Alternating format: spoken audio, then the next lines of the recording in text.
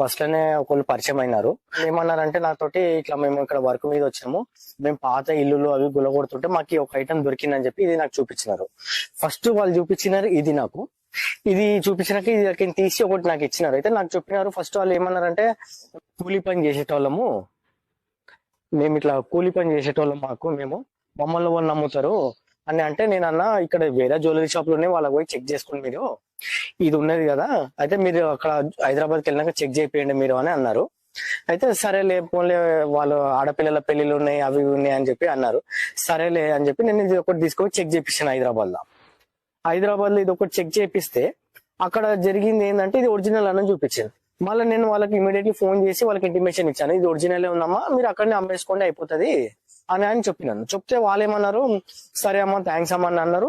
Phone పెట్టేసడం అయిపోయింది. మళ్ళీ evening మాకు కాల్ చేసినారు, చేసి అదేదో మీరే అమ్మి పెట్టండి అని అంటే, నాకెందుకు ఈ